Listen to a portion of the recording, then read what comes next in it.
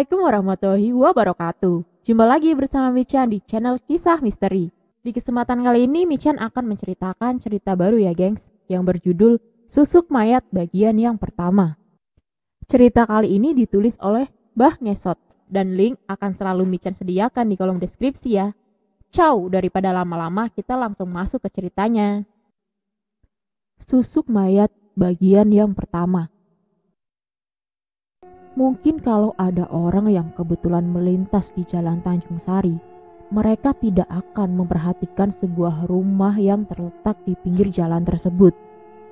Karena memang tidak ada yang menarik dari rumah itu. Cat rumahnya sudah memudar, ada 2 tiang sebagai penyangga di bagian depan. Juga 2 jendela kayu yang dibiarkan terbuka walau hari sudah semakin gelap. Di halamannya berdiri dengan subur dan rindang sebuah pohon rambutan yang buahnya tidak pernah dipetik. Dibiarkan matang dan busuk begitu saja sepanjang tahun. Di teras rumah ada 2 kursi kayu dan sebuah meja yang jarang sekali diduduki. Rumah itu terletak di pinggir jalan sehingga setiap orang yang melintas akan berpikir kalau rumah itu terkesan selalu sepi. Walau sebenarnya ada 2 orang penghuni di dalam. Penghuni rumah itu adalah Sarminah, wanita tua yang terbaring sakit selama bertahun-tahun, dan Atiyah, si pembantu yang setia merawatnya. Tapi hari ini tidak seperti hari-hari biasanya. Ada sebuah mobil sedan mewah yang terparkir di halaman rumah itu. Tidak biasanya Farah berkunjung secepat ini. Rutinnya ia datang sebulan sekali untuk menengok buyutnya dan juga untuk menggaji Atiyah. Farah adalah satu-satunya keluarga Sarminah yang masih peduli padanya. Setelah anak Sarminah meninggal, tidak ada lagi yang mau mengurusnya selain Farah. Mereka sudah bosan mengurus Sarminah yang terbaring sakit selama bertahun-tahun. Sarminah memang sudah sangat tua, tapi entah kenapa ajal tak kunjung menjemputnya. Sehari-hari ia hanya terbaring di atas tempat tidur. Soal makan, minum, bahkan buang air ia lakukan di atas tempat tidurnya.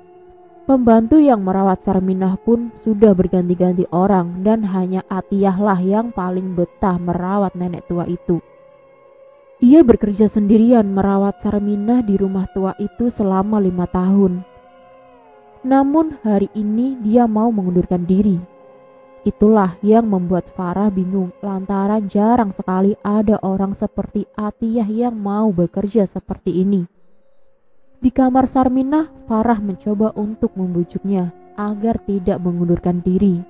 Ia bahkan menawarkan kenaikan gaji 2 kali lipat. Tapi keputusan Atiyah sudah bulat. Ia tetap mau berhenti bekerja. Berkali-kali Atiyah meminta maaf karena tidak bisa menerima tawaran gaji dari Farah. Sementara Farah sendiri tidak mungkin bisa mengurus buyutnya itu karena ia sangat sibuk dengan pekerjaannya. Setelah menawarkan kenaikan gaji sampai 3 kali lipat, ia akhirnya menyerah. Anehnya, saat Farah menanyakan alasan kenapa Atiyah mau berhenti kerja, wanita itu tidak mau menjelaskannya. Wajahnya terlihat cemas dan ingin segera pergi dari rumah itu. Farah mengeluarkan amplop yang berisi uang gaji Atiyah selama sebulan dan pesangonnya. Tanpa banyak basa-basi lagi, setelah menerima uang itu, Atiyah langsung pamit. Farah mengantarkannya sampai beranda rumah. Setelah Atiyah pergi, Farah menutup pintu lalu menghembuskan nafas berat. Ia bingung kemana harus mencari pengganti Atiyah. Farah melangkah ke kamar buyutnya. Di atas tempat tidur, Sarminah terbaring dengan tenang. Matanya terpejam, dadanya turun naik menandakan kalau dia masih hidup. Farah memperhatikan rambut buyutnya. Rambut itu sempurna berwarna putih dan terlihat lebih panjang dari semenjak terakhir kali Farah menengoknya. Wajah Sarminah sangat keriput. Kedua bibirnya tenggelam ke dalam mulut. Kulit lehernya melambai dan kedua kakinya kurus kering. Biasanya kalau Sarminah merasa lapar, ingin buang air atau haus, matanya pasti terbuka. kemudian melengguh macam suara kerbau yang sedang disembelih, memberi pertanda kalau Sarminah ingin dilayani. Untuk urusan makan, selama bertahun-tahun Sarminah hanya makan gerusan biskuit yang dicampur air. Kemudian pembantu yang merawatnya akan menuangkan makanan itu ke mulut Sarminah. Itu pun si pembantu harus membukakan mulut Sarminah terlebih dahulu. Saat Farah sedang memandangi kondisi Sarminah, tiba-tiba nenek itu melengguh, matanya terbuka. Farah paham itu, segera dia memeriksa bokong buyutnya. Tapi masih kering. Pampersnya belum bocor karena tadi pagi Atiyah memakaikannya sebanyak 3 lapis. "Mbok mau apa?" tanya Farah sambil senyum ke wajah Sarminah. "Haus ya?" Farah meraih segelas air dari atas meja kecil di samping tempat tidur Sarminah. Ia sendok air tersebut. Namun saat Farah menuangkannya ke mulut Sarminah, air itu malah dimuntahkan. "Mbok lapar?" Tetap saja ketika Farah menuangkan makanan ke mulut Sarminah, nenek itu perlahan memuntahkannya lagi. Farah menyeka rambutnya yang panjang. Ia bingung, sebenarnya apa yang diinginkan buyutnya itu. Ia terus melengguh tidak karuan. Suaranya bahkan terpantul di dinding kamarnya. Dalam kebingungan, ia merogoh telepon genggam, bermaksud untuk menghubungi kerabat yang lain. Tapi semua kerabatnya itu tidak ada yang peduli. Mereka malah menyuruh Farah untuk menyuntik mati Sarminah lantaran sudah bosan mengurusnya lagi. Sudah beberapa kali Sarminah dibawa ke rumah sakit, tapi penyakitnya tidak kunjung sembuh, sedangkan biaya rumah sakit semakin membengkak. Akhirnya mereka membawa pulang Sarminah dan menyuruh orang lain untuk merawatnya. Saat Sarminah masih melengguh, tiba-tiba terdengar suara gong ditabuh. Suara itu terdengar hanya sekali pukulan saja. Saat Sarminah masih melengguh, tiba-tiba terdengar suara gong ditabuh. Suara itu terdengar hanya sekali pukulan saja. Memang di samping kamar Sarminah ada sebuah ruangan khusus untuk menyimpan barang-barang lama milik Sarminah. Farah bergegas mengecek ada apa di kamar sebelah. Ia heran, siapa tadi yang menabuh gong padahal di kamar itu sepi. Seketika Farah teringat tentang alasan Atiyah berhenti. Ada apa sebenarnya?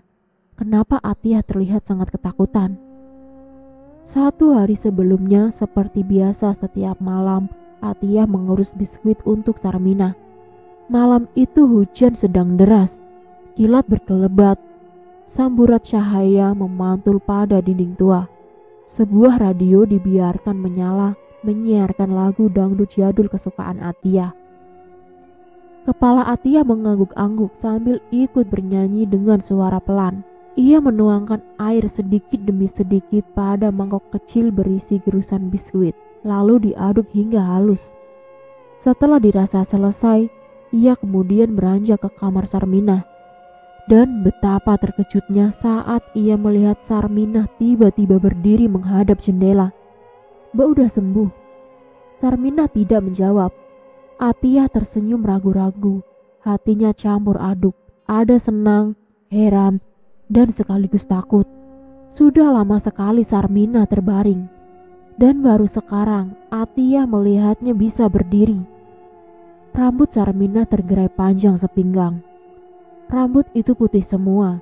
Kebetulan Sarminah sedang mengenakan daster yang juga berwarna putih. Bayangan Sarminah hilang timbul tersorot oleh cahaya kilat. "Susuk mayat," lirih Sarminah. Baru kali itu juga Atiyah mendengar suara Sarminah. Ia bingung apa maksud Sarminah berkata seperti itu. "Susuk mayat, maksudmu apa ya?"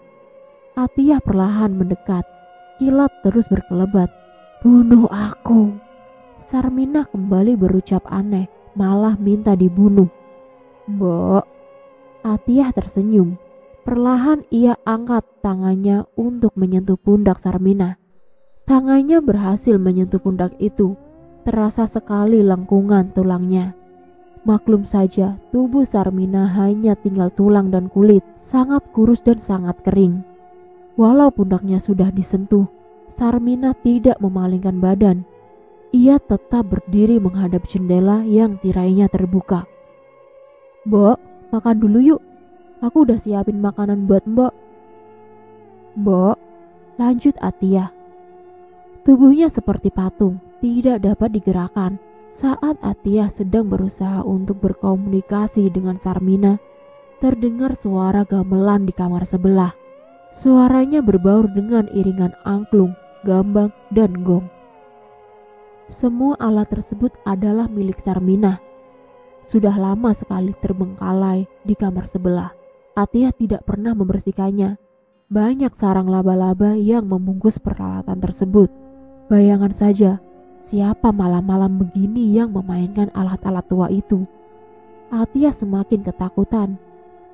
Selama dia bekerja, belum pernah sekalipun mengalami hal-hal aneh seperti ini. Ragu-ragu Atiyah keluar dari kamar, menuju sumber suara tersebut. Pintu kamar didorong perlahan. Dada Atiyah naik turun. Dahinya sudah berkeringat. Derit engsel pintu yang sudah lama tak diminyaki terdengar nyaring. Betapa terkejutnya Atiyah ketika melihat banyak lelaki yang sedang asik memainkan gamelan di kamar tersebut. Semua lelaki terlihat asing. Dari mana datangnya mereka? Kenapa mereka bisa ada di kamar ini? Atiyah mengerutkan dahinya. Dan saat hendak balik badan, berdirilah seorang lelaki muda berparas rupawan mendekati Atiyah. Ia mengenakan belangkon bercorak batik warna kuning. Celana panjang hitamnya cingkrang semata kaki. Ada sebuah selendang warna ungu yang melingkar di leher lelaki tersebut. Ia tersenyum mendekati Atiyah. Kemudian selendang itu dikalungkannya pada leher. Perlahan Atiyah digiring masuk ke dalam kamar. Suara gamelan semakin bertalu-talu. Atiyah terperdaya. Ia tidak sadarkan diri. Tatap matanya kosong dan tubuhnya menari-nari bersama lelaki tampan itu. Atiyah seperti masuk ke dalam kumparan cahaya. Seketika ia terkejut saat melihat dirinya berada di sebuah panggung pertunjukan ronggeng. Orang-orang ramai menontonnya dari bawah sambil bersorak-sorak memanggil nama Atiyah. Ia meraba pakaiannya sambil terheran-heran. Atiyah mendapati dirinya sudah berpakaian seperti seorang ronggeng. Kebaya, sarung batik, rambutnya pun dikonde. Ada bunga melati di rambut belakangnya. Selendang terselempang di lehernya. Di mana ini? Atiyah kebingungan. Atiyah juga meraba wajahnya. Pipinya tebal sekali oleh bedak. Sementara di depan panggung berjejer beberapa obor yang menyala. Apinya berayun-ayun tertiup angin. Puluhan orang berkerumun di depan panggung. Mereka menari mengikuti alunan musik. Di atas panggung tersebut bukan hanya Atiyah saja yang menjadi ronggeng. Ada 3 orang lainnya yang sedang menari dengan sangat anggun. Di hadapan mereka ada beberapa lelaki yang ngibing, menari sambil nyawer. Perhatian Atiyah tiba-tiba tertuju ke sebuah keributan di tengah penonton. Di sana terlihat seorang wanita buruk rupa diseret paksa oleh 3 orang wanita cantik. Mereka semua berpakaian ronggeng. Hanya saja pakaian si wanita buruk rupa sudah acak-acakan seperti habis dianiaya. 2 orang memegangi tangannya, sedangkan 1 orangnya lagi menjambak rambutnya. Saat itu juga alunan musik berhenti. Semua orang tertuju kepada wanita buruk rupa yang sedang menangis meminta ampun. "Si Sarmina maling pakaian ronggengku. Dasar wanita buruk rupa, terkutuk." Salah satu dari wanita itu memaki-maki Sarmina. "Kau yakin dia malingnya?" Tanya salah seorang penonton. "Kau lihat saja, baju siapa yang ia pakai ini? Ini pakaianku. Aku tidak maling, aku memungutnya. Baju ini mereka buang di belakang panggung." "Heh, sudah maling, berbohong lagi!" Sekar membentak. "Kita telanjangi saja dia." Salah seorang dari wanita itu memberi usulan sadis sambil menunjuk wajah Sarminah yang sedang menangis. "Jangan, kumohon jangan." Sarminah merapatkan telapak tangannya, memohon agar tidak ditelanjangi. Sayangnya tidak ada yang mendamaikan perseteruan itu. Baju Sarminah dilucuti satu persatu dengan cara yang sangat kasar. Ia sempat mengamuk, tapi 3 wanita itu cukup kuat untuk menahannya. Para lelaki yang menonton kejadian tersebut seperti membiarkan saja. Mereka malah merasa diuntungkan karena ada tontonan tubuh wanita gratis di hadapan mereka. 3 perempuan tertawa puas setelah berhasil mempermalukan Sarminah. Buru-buru Sarminah pergi dari kerumunan lelaki sambil membawa serta beberapa helai pakaian untuk menutupi tubuhnya. Ia berlari sambil menangis kencang dan berteriak, "Terkutuklah kalian!" Semakin jauh tubuhnya, semakin tidak terlihat. Barangkali ia masuk ke dalam hutan. Entahlah. Yang jelas kejadian tersebut membuat Atiyah yang sedang berdiri di panggung tercengang. Ia menutup mulutnya dengan telapak tangan. Kakinya melangkah mundur. 3 orang yang baru saja mempermalukan Sarminah kini malah menatap Atiyah dengan tajam. Mereka melangkah mendekati Atiyah. Bukan hanya 3 wanita itu saja, tapi semua orang yang ada di sana secara tiba-tiba menatap Atiyah dengan tatapan dingin. "Kenapa? Aku salah apa?" Atiyah ketakutan. Dada Atiyah seperti ditendang dengan sangat keras. Dalam satu hentakan saja Atiyah tersadar. Ia mendapati dirinya sedang ada di dalam kamar. Nafasnya terengah-engah. Ia menoleh ke sekeliling. Tidak ada seorang pun yang memainkan alat musik di kamar itu. Dengan tergesa, ia menutup pintu kamar. Atiyah lalu melangkah menuju kamar Sarminah.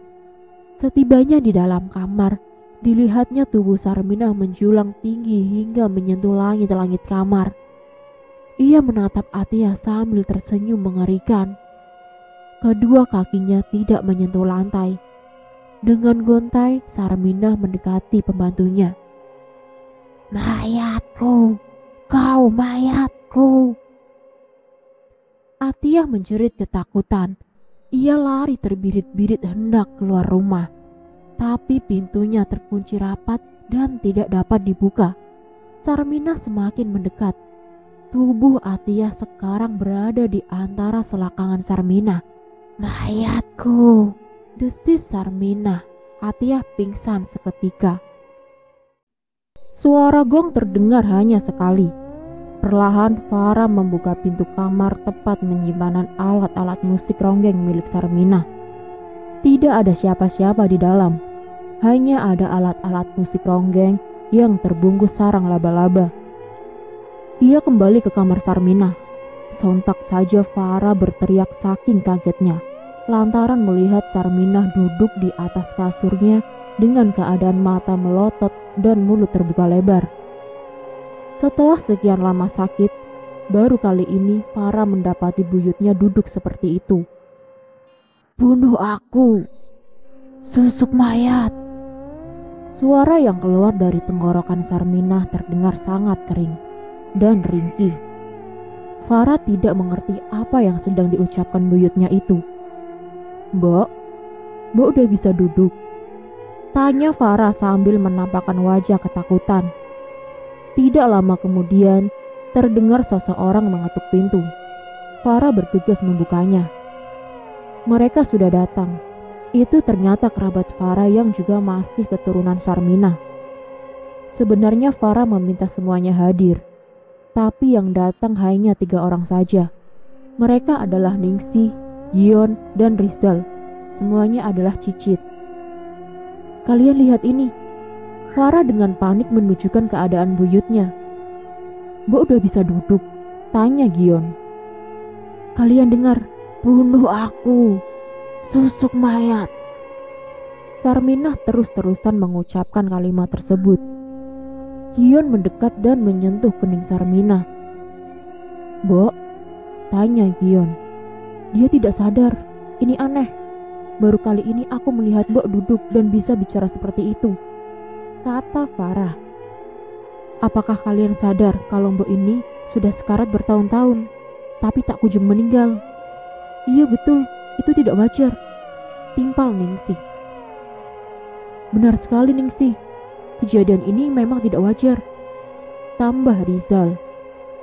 Bunuh aku, susuk mayat.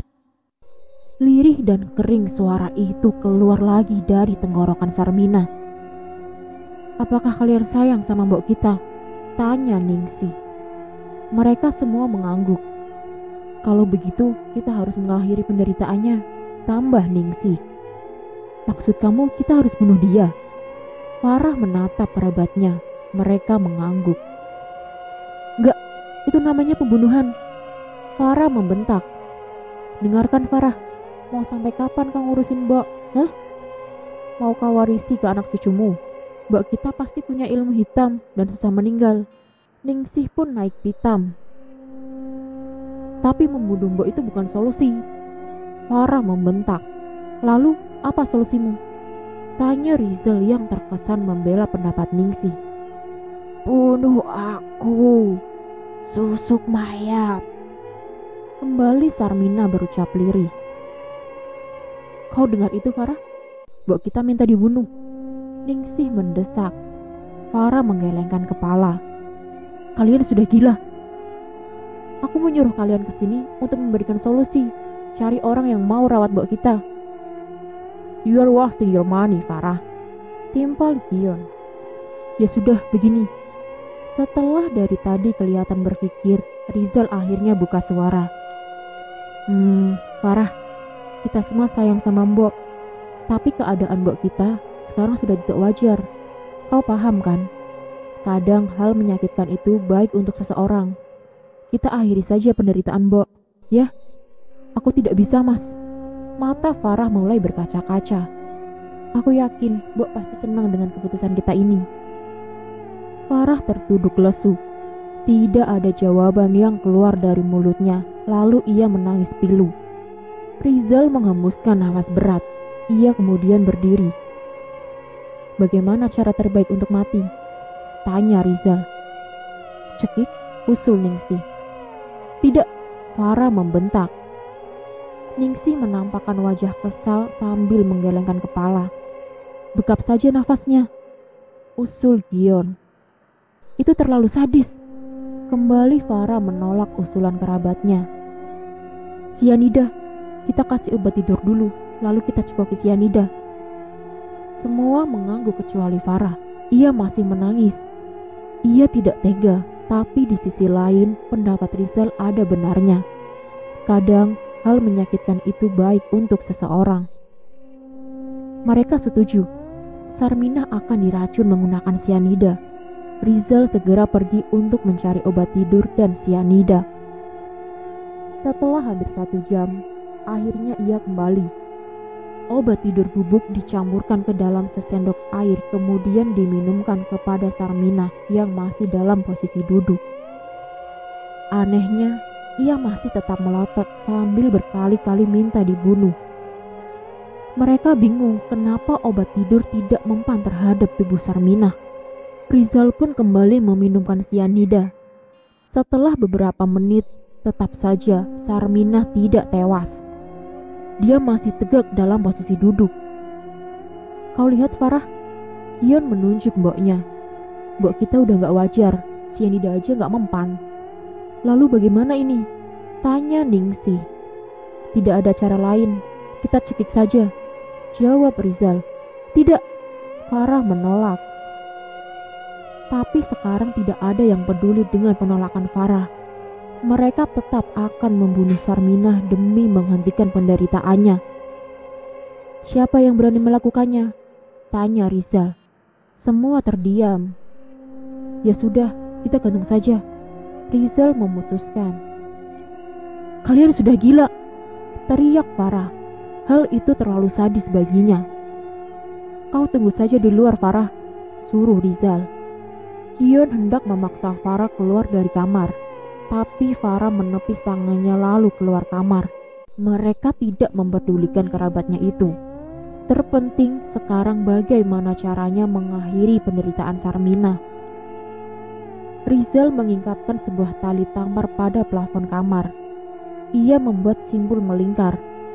Gion menyiapkan 3 buah kursi untuk menaikkan tubuh Sarminah. Setelah semua siap, Rizal dan Gion menggotong tubuh mbok mereka. Sementara itu, Ningsih menahan kursinya. "Sialan!" gelik Rizal. "Kenapa?"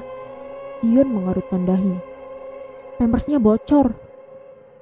Perlahan tubuh Sarminah dinaikkan ke atas kursi. Sebuah tali dikalungkan di lehernya. Rizal masih menahan tubuh Sarminah dari bawah. Setelah semua sempurna, ia melepas pegangannya. Sarminah digantung, tangannya tidak meronta. Kakinya tenang melayang di atas lantai, dan kedua matanya melotot. Ia tidak lagi berucap apa-apa. Setelah 1 jam digantung, Rizal dan Gion menurunkan tubuh Sarminah. Mereka memeriksa detak jantung dan denyut nadi. Sudah tidak ada. Sarminah mati. Itu membuat mereka tersenyum bahagia. Akhirnya upaya mereka untuk mengakhiri penderitaan Sarminah berhasil. "Sekarang bagaimana?" tanya Gion. "Kita makamkanlah." "Aku ingin ada pengajian dulu," sergah Farah. Walau bagaimanapun, ia tetap sayang sama mboknya. "Ya sudah, terserah mau kau." Farah beranjak ke kediaman Pak Sudarjo, ketua RT, untuk mengumumkan kepada warga kalau Mbok Sarminah sudah meninggal. Pak Sudarjo sempat kaget mendengar berita tersebut. Sudah sekian lama Sarminah sekarat. Ia bergegas ke musola untuk mengumumkan kematian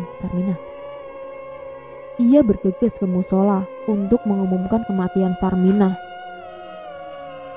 Malam itu juga warga berkumpul di rumah Sarminah.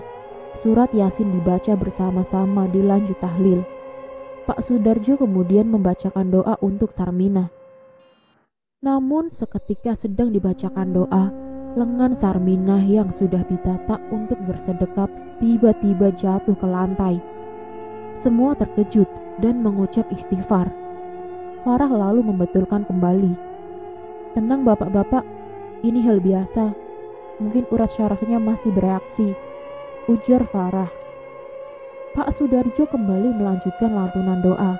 Lagi-lagi lengan Sarminah jatuh. Farah membetulkannya lagi. Warga mulai ketakutan. Mereka tidak berani menatap jenazah Sarminah. Tak lama berselang, terdengar suara gong dipukul dari kamar. Itu membuat semua orang yang hadir di sana berteriak kaget. Dan saat itu juga jenazah Sarminah melesat, terbang begitu saja sambil tertawa terbahak-bahak. Kain yang menutupi tubuhnya berhambur kemana-mana. Tubuhnya seperti menguap, menembus langit-langit rumah. Ia menghilang. Itu membuat semua orang lari terbirit-birit ketakutan. Mereka pasti akan mengingat suara tawa Sarminah yang terbahak dan besar itu. Jenazahnya tidak pernah ditemukan lagi. Rumah itu menjadi sangat angker. Setiap malam, suara tawa Sarminah selalu terdengar di langit-langit rumah itu dan membuat warga ketakutan. Farah sudah memasang pelang kalau rumah itu dijual, namun sampai sekarang belum juga laku. Siapa sebenarnya Sarminah? Dulu sekali, di sebuah kampung bernama Ciijau, Sukanti, seorang perempuan cantik yang merupakan penari ronggeng tersohor, melahirkan bayi perempuan berwajah buruk. Ia tidak menyangka kalau bayinya akan lahir dalam keadaan jelek seperti itu. Tidak punya batang hidung, bibirnya sungging, matanya rapat sebelah, pipinya seperti habis terkena luka bakar. Dijamin semua orang yang melihat bayi Sukanti akan bergidik ngeri atau bisa jadi ngilu. Orang-orang kampung itu berkata, pasti bayi Sukanti kena kutukan karena bayi itu adalah hasil hubungan gelapnya dengan Burhan. Tapi anak tetaplah anak. Sukanti tidak mau menyesali kelahiran putrinya itu. Juga tidak pernah menangisi kepergian Burhan. lelaki bajingan yang menghamilinya dari penghasilan menari ronggeng. Lelaki bajingan yang menghamilinya. Dari penghasilan menari ronggeng itulah ia menghidupi putrinya. Sarminah, begitu nama yang diberikan pada gadis buruk rupa itu. Tidak ada yang mau berteman dengan Sarminah. Ia sering terlihat bermain sendirian di bawah pohon bambu. Hanya sebuah boneka yang terbuat dari batang kayu.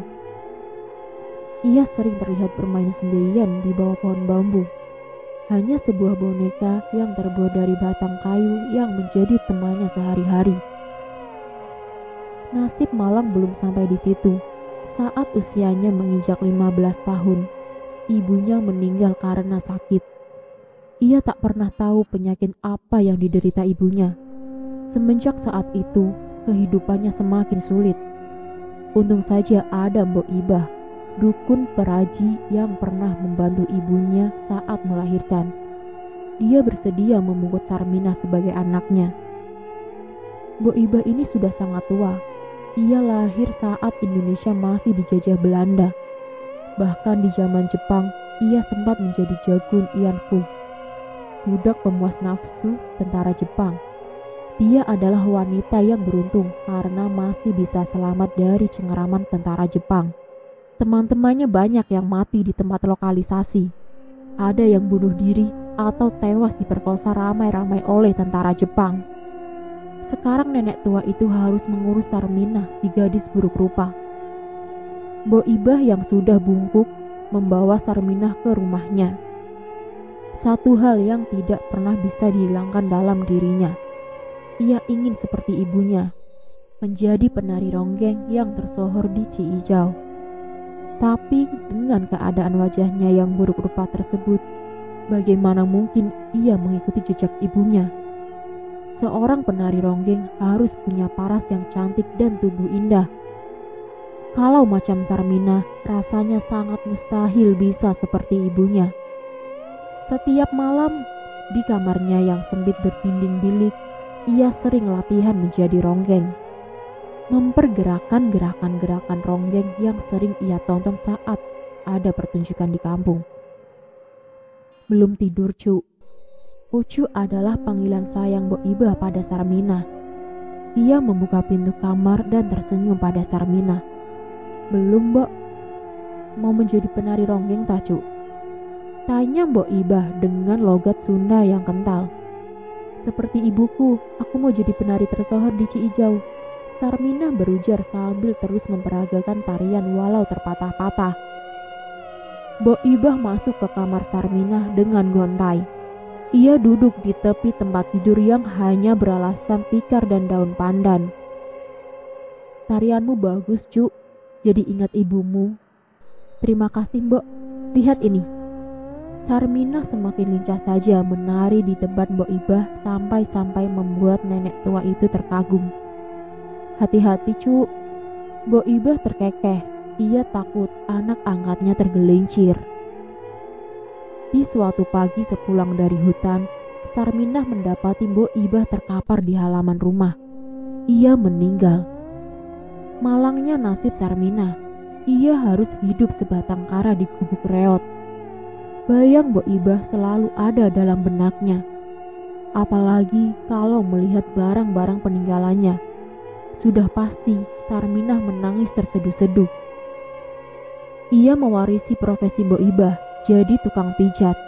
Demi mencukupi kebutuhan hidup, ia harus rela memijat bapak-bapak yang kulitnya keras. Tak jarang, mereka juga bau ketiak. Terkadang Sarminah muntah-muntah setelah memijat mereka. Sarminah tidak mau nasibnya berakhir jadi tukang pijat selamanya. Sampai pada akhirnya, ia ingin menjadi penari ronggeng saja. Namun orang-orang selalu meledeknya. Bahkan orang-orang itu bersumpah demi semua dedemit di muka bumi ini. Bagi mereka, Sarminah mustahil bisa menjadi penari ronggeng. Mana ada penari ronggeng wajahnya jelek sepertimu, Sarminah. Jangan mimpi. Sangat mustahil. Mau sampai kiamat pun kau tidak akan pernah jadi penari ronggeng. Kau pantasnya jadi demit, Sarminah. Kau keturunan demit ya? Wajah kok jelek banget. Begitu cacian yang sudah biasa didengar Sarminah, ada kalanya ia putus asa dan mengubur impiannya itu. Tapi Sarminah selalu kembali pada tekadnya. Ia yakin pasti bisa mengikuti jejak ibunya. Hingga pada suatu malam, sepulang memijat pelanggannya, ia mampir ke sebuah pertunjukan ronggeng. Pertunjukan itu dipadati penonton. Sarminah sampai harus naik ke pohon duku agar bisa melihat para penari ronggeng. Setelah beberapa menit di atas pohon, ia merasa pegal, kemudian turun. Tiba-tiba terpikir di benaknya, ingin sekali Sarminah melihat ruang dandan para penari ronggeng. Selama ini, ia memang penasaran bagaimana cara mereka mematuk diri hingga jadi sangat menawan di atas panggung. Di tengah-tengah keramaian, Sarminah mengendap-endap ke belakang panggung. Di sana ada sebuah tenda yang ditutup seadanya dengan bilik bambu. Dari lubang bilik itu, Sarminah mengintip pelan-pelan. Dilihatnya para penari ronggeng sedang berdandan. Ada 3 orang penari di dalam sana. Mereka semua cantik, tubuhnya juga indah dan berpakaian bagus. Sarminah menguping percakapan mereka bertiga yang sedang membahas lelaki tampan di kampung Ciijau. Sesekali para ronggeng itu tertawa sambil terus menepuk wajahnya dengan bedak. Tampaknya baju ini sudah tidak layak pakai. Jumairah menunjukkan sebuah pakaian ronggeng kepada Sekar. Sekar berhenti membedaki wajah. Ia menoleh ke arah Jumairah. Iya, buang saja. Dilemparlah pakaian tersebut ke belakang tenda. Sarminah melihat pakaian ronggeng yang dibuang. Segera ia memungutnya, kemudian mengenakan pakaian tersebut. Hatinya sangat senang, tidak disangka-sangka pakaian itu pas di badannya. Dengan perasaan gembira, ia menari-nari di belakang tenda layaknya penari ronggeng. Tak terasa kakinya tersandung akar pohon duku. Tubuhnya terjerembab ke semak-semak. Para sinden di dalam tenda mendengar suara tersebut. Mereka berhamburan keluar untuk melihat siapa yang ada di balik tenda. Ternyata si wanita buruk rupa. Mereka kenal Sarminah. Dan tentunya mereka membenci perempuan itu karena wajah Sarminah buruk rupa. Mereka yakin kalau Sarminah bisa membawa sial. "Oh, rupanya kau Sarminah," ucap Jumairah. "Maling kau ya?" Sekar membentak. "Kita habisi saja dia." Dengan sadis mereka menyeret Sarminah ke tengah-tengah penonton. Di sana mereka menelanjanginya. Sarminah kemudian lari sambil menangis. Ia sangat terluka dipermalukan tidak manusiawi seperti itu. Sarminah tidak pulang ke rumah, melainkan pergi ke makam ibunya. Malam-malam seperti itu, ia menangis terseduh-seduh di pinggir pusara ibunya. Ia tumpahkan semua kesedihan. Saat itu pula, dari kegelapan di antara batang-batang pohon, muncul sesosok kakek berpakaian hitam. Kakek itu mendekati Sarminah. "Kau rindu ibumu?" tanya kakek tersebut sambil melangkah mendekati Sarminah. Sarminah waspada. Walaupun ia sudah berpakaian rapi, tetap saja kejahatan bisa terjadi. Buru-buru menyeka air mata yang menjuntai di pipinya, lalu mundur beberapa langkah ke belakang. Bulan sedang terang benderang menyinari malam. Semakin dekat wajah kakek itu, semakin jelas terlihat. Rambutnya gondrong warna hitam berselang putih karena ada ubannya. Ia punya brewok yang sudah berwarna putih. Ada tai lalat yang cukup besar di bagian pipi kanannya. "Aku Sadiman." Kakek itu menyunggingkan senyum. Tetap saja Sarminah waspada. Ia menatap kakek di hadapannya dengan tatapan penuh kecurigaan. "Aku baru selesai ziarah dari makam istriku. Kau Sarminah kan?" Sarminah mengangguk. Tampaknya hampir semua orang mengenal Sarminah. Pasti karena wajahnya buruk dan mengerikan.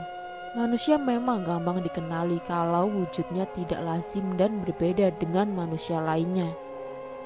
"Aku dengar kau ingin menjadi penari ronggeng." Tanpa menjawab Sadiman, Sarminah lari terbirit-birit menjauh dari kakek tersebut. Ia takut diperkosa oleh kakek itu. Walau Sarmina jelek, tetap saja ada kemungkinan ia diperkosa.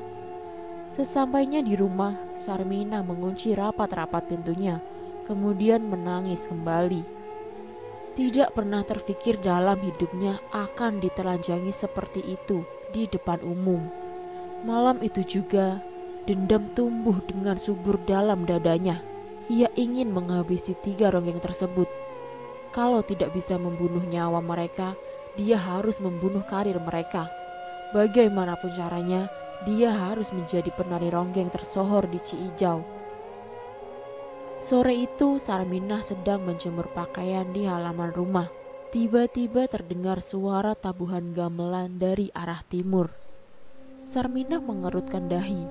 Sisa pakaian di ember yang belum dijemur ditinggalkannya begitu saja. Ia melangkah mengikuti sumber suara gamelan tersebut. Ada jalan setapak dekat rumahnya. Suara gamelan terdengar semakin jelas. Dan di bawah pohon durian, ia melihat Sadiman beserta 3 orang kawannya sedang menabuh gamelan. Di hadapan mereka ada seorang gadis perempuan yang masih kecil. Mungkin umurnya baru 8 tahun. Ia menari dengan lincah layaknya ronggeng kawakan. Sarmina mengintip dari balik pohon durian. Benaknya mulai bertanya-tanya, siapa sebenarnya kakek tersebut? Kenapa dia punya grup ronggeng? Sadiman menyadari ada yang mengintip di balik pepohonan. Ia memberhentikan alunan musik. Semua anggota menoleh pada Sadiman dengan tatapan heran kenapa permainan dihentikan. Sambil tersenyum, Sadiman melangkah mendekati Sarminah yang masih berdiri di balik pohon. Menyadari hal itu, Sarminah beranjak pergi. "Sarminah, tunggu!" pinta Sadiman sambil berlari kecil menghampirinya. Kali ini Sarminah mau berhenti. "Kau suka menari kan? Bagaimana kalau kau ikut grup ronggengku?" "Iya benar, kami setuju bah. Kita butuh penari," timpal tukang gendang. Ia ikut menghampiri Sarminah. "Apa kalian mau menerimaku yang buruk rupa ini?" tanya Sarminah sambil tertunduk. "Ah, tidak masalah, yang penting kau bisa menari," jawab Sadiman. "Kenalkan, ini Icung, Kurawa, dan Sarkam. Mereka semua pemain musik, sedangkan ini yang cantik dan lucu namanya Melati, cucuku. Dia senang sekali menari." Sadiman menyentuh pundak cucunya. "Aku Sarminah, kami semua sudah kenal kamu Sarminah," ujar Icung sambil tersenyum ramah. "Selamat bergabung Sarminah." Melati tersenyum. Malu-malu Sarminah menerima tawaran tersebut. Dan semenjak saat itu, Sarminah bergabung dengan grup ronggeng Sadiman. Mereka tidak manggung seperti grup ronggeng besar pada umumnya. Yang mereka lakukan adalah menjadi grup ronggeng keliling kampung yang ditonton anak-anak kecil lalu dilempari uang koin. Grup ronggeng Sadiman semakin lama semakin terkenal. Mereka bukan saja berkeliling di kampung Ciijau, tapi juga ke kampung-kampung lain seperti Parakan, Besi, Cirinten, dan kampung Babakan Haur. Wajah Sarminah yang buruk rupa malah menjadi daya tarik sendiri di kampung-kampung tetangga. Mereka juga terkagum-kagum dengan tarian Sarminah yang indah gerakannya. Bukan hanya anak-anak kecil saja yang menonton. Orang-orang dewasa pun ikut berkerumun dan sesekali menyawer Sarminah. Namun, tidak semua orang senang pada grup ronggeng Sadiman. Salah satunya Aci, seorang penari ronggeng yang sangat benci grup mereka. Apalagi pada Sarminah. Menurutnya, dia tidak pantas menjadi seorang penari ronggeng. Maka malam itu sepulang menari, Sarminah didatangi Aci dan 2 orang lelaki berbadan kurus yang tak lain adalah pesuruh Aci. Mereka menyeret Sarminah lalu memukuli wanita malang tersebut. Berkali-kali Aci melontarkan sumpah serapah. Sarminah berteriak minta tolong, tapi tidak ada yang bisa mendengarnya karena rumah peninggalan Boibah itu terpisah dari pemukiman warga. Aci tahu kalau Sarminah yang menjadi daya tarik di grup ronggeng Sadiman. Maka dari itu, dialah yang harus diberi pelajaran. Aci mengancam akan membunuhnya kalau dia berani menari lagi. Sarminah ditinggalkan sendiri di bawah pohon bambu. Mukanya bonyok, lengannya berdarah, pergelangan kakinya patah. Acih sengaja mencederakannya agar dia tidak bisa menari lagi. Di tengah kegelapan, Sarminah berteriak kesakitan sambil menangis meminta tolong. Tubuhnya mulai melemah, matanya perlahan terkatup. Ia tidak sadarkan diri. Keesokan paginya saat Sarminah tersadar, ia sudah ada di atas tempat tidur di rumahnya. Melati mengambilkannya minum, sementara Sadiman duduk di samping Sarminah. Wajahnya terlihat khawatir. Ia membasuhkan kain basah pada luka di lengannya. Sesekali wanita itu meringis kesakitan saat kain menyentuh lukanya. "Siapa yang berbuat ini kepadamu, Sarminah?" "Acih, Bah. Dia membawa 2 orang lelaki untuk memukuliku." Seketika Sarminah beradu kesakitan saat hendak menggerakkan kaki kirinya. "Kurang ajar, biar ku beri pelajaran dia," delik Sadiman. "Jangan, Bah. Dia banyak pesuruhnya. Sangat berbahaya, Bah." Sadiman tertunduk. Ada benarnya juga perkataan Sarminah. Acih itu orang kaya. Dia bisa membayar orang untuk melakukan apapun yang dia mau. Dan sekarang terbukti, kemauan Acih terkabul. Sarminah tidak akan bisa menari lagi. Kakinya cedera. Lagi pula Acih juga mengancam akan membunuh Sarminah. Jadi walaupun sembuh, ia tidak berani menari lagi. "Aku tidak bisa menari lagi, Bah. Aku akan menyembuhkanmu," kata Abah Sadiman. "Kakiku patah, Bah." Sadiman terdiam. Ia melihat tulang kaki Sarminah yang menonjol keluar. Sangat parah dan sulit disembuhkan. "Kakiku mungkin harus dipotong." Air mata keluar membasahi pipi Sarminah. "Sarminah, kalau kau mau, Abah bisa bantu kamu untuk menanamkan susuk mayat dalam tubuhmu." Susuk mayat? Dahi Sarminah mengkerut. Ia tidak pernah mendengar susuk itu sebelumnya. "Iya, kau akan sembuh kembali. Bukan hanya itu, Sarminah, tapi wajahmu juga akan berubah jadi cantik." "Syaratnya apa, Bah?" "Makan daging mayat orang yang baru meninggal." "Tidak, Bah. Aku tidak sanggup." Sarminah menolak. Sadiman mengembuskan nafas berat. "Kakimu akan membusuk, Sarminah." Sadiman melirik kaki Sarminah yang tulangnya menonjol. "Potong saja, Bah. Lagi pula aku sudah terbiasa cacat. Sangat pantas bagi wanita berwajah buruk sepertiku punya kaki buntung." Melati mendekati kakeknya. Ia memandangi Sarminah dengan penuh iba. Sadiman tidak mau memaksanya untuk menggunakan susuk mayat. Ia akhirnya hanya mengobati Sarminah dengan rempah-rempah ala kadarnya. Semakin lama luka Sarminah semakin parah. Kakinya membusuk dan mengeluarkan bau tidak sedap. Hingga pada suatu sore, ia meminta Sadiman memotong kakinya. Wanita itu menjerit kesakitan sambil menggigit kain saat sebuah golok yang sudah diasah tajam menebas kakinya. Seketika kakinya yang busuk tersebut putus.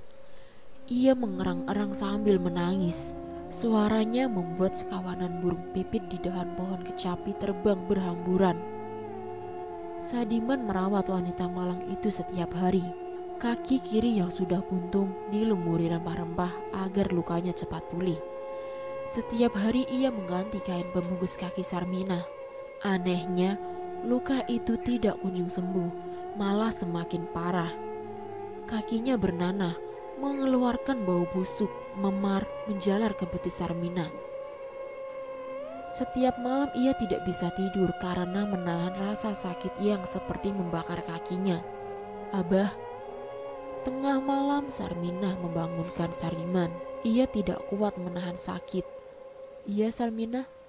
Masih dalam keadaan kantuk, Sadiman menghampiri wanita yang sedang kesakitan itu. "Susuk mayat itu, apa aku masih boleh memakainya?" "Tentu, Sarminah. Kau akan sembuh dan berwajah cantik. Berikan aku susuk itu, Bah. Aku sudah tidak kuat lagi menahan sakit." "Baik, nanti Abah carikan daging mayat manusia. Sadiman menyeringai senang. Seberapa banyak aku harus memakainya? Semua Sarminah, semua bagian tubuhnya kecuali tulang. Aku tak akan mampu, Bah. Tidak perlu sekali habis, kau bisa menghabiskannya berhari-hari. Tapi setelah aku melakukannya, apa aku benar-benar akan sembuh, Bah? Setelah kau selesai makan mayat itu, Abah akan menanamkan susuk mayat itu di tubuhmu. Kalau begitu, lekas carikan mayat untukku, Bah. 1 bulan berlalu, tapi belum juga ada orang kampung yang meninggal. Sementara itu, kaki Sarminah semakin parah, membusuk hingga menjalar ke paha, mengundang lalat-lalat hijau yang selalu hinggap di kakinya. Sadiman kebingungan. Kalau tetap dibiarkan seperti itu, Sarminah bisa meninggal. Melati, Abah titip Sarminah ya. Tolong kau jaga dia. Abah ada urusan di kampung seberang. Anak itu mengangguk. Sadiman pergi ke kampung tetangga untuk memata-matai kuburan, mencari mayat yang baru saja meninggal. Sayangnya tidak ada warga yang meninggal. Sadiman kesulitan mendapatkan mayat segar, hingga akhirnya ia menyerah dan pulang dengan tangan hampa. Di perjalanan pulang, tepatnya di kampung Balangadang, ia melihat iring-iringan orang yang sedang memikul keranda. Wajah Sadiman seketika cerah. Ia membuntuti proses pemakaman tersebut, dan ternyata yang meninggal adalah seorang laki-laki. Malamnya saat semua warga sedang terlelap tidur, Sadiman mengendap-endap ke pemukiman warga. Ia mencari cangkul dan sebuah karung besar. Setelah itu, ia segera ke pemakaman untuk menggali kuburan orang yang baru meninggal tadi siang. Dengan tergesa-gesa, ia mulai membongkar kuburan. Keringat membasahi seluruh badan. Sesekali ia menoleh ke sekeliling, memastikan kalau tidak ada orang yang melihatnya. Selang beberapa saat, ia berhasil mengangkat mayat itu kemudian memasukkan ke dalam sebuah karung. Tapi sial, tidak muat. Sadiman mengeluarkan sebuah golok. Ia memotong bagian perut mayat itu hingga terburai semua isi perutnya. Akhirnya mayat tersebut bisa dimasukkan ke dalam karung. Ia mengikat karung itu dengan sebuah tali yang terbuat dari sobekan bajunya sendiri. Dengan susah payah, Sadiman berhasil membawa mayat itu. Ia keluarkan isi karung di hadapan Sarminah. Seketika wanita itu mual melihatnya. Untung saja Melati sudah tidur dan tidak melihat apa yang dibawa kakeknya. Selama berhari-hari, Sarminah dikurung di dalam kamarnya. Melati tidak diperbolehkan masuk karena Sarminah sedang berusaha untuk menghabiskan seonggok mayat. Di dalam kamar itu, ia memakannya sedikit demi sedikit. Tidak jarang Sarminah muntah-muntah. Sadiman sudah mencincang mayat itu agar mudah disantap Sarminah. Setelah 1 minggu, akhirnya ia berhasil memakan semua organ tubuh dari mayat lelaki itu. Yang tersisa hanya tulang belulang saja.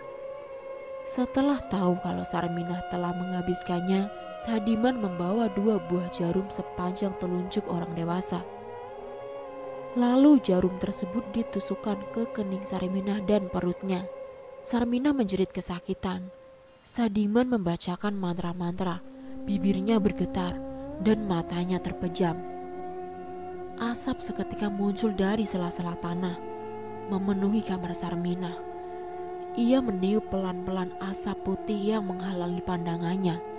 Tampaklah Sarminah yang sudah berubah menjadi wanita yang sangat cantik. Bibirnya tipis imut, wajahnya putih, dengan tai lalat kecil di pipi sebagai pemanis. Matanya sipit, rambutnya tergerai indah sepinggang. Ia telanjang bulat di atas tempat tidurnya. Entah apa yang terjadi, pakaiannya yang lusuh dan bau seketika hilang begitu saja. Sadiman menutupi tubuh Sarminah dengan kain.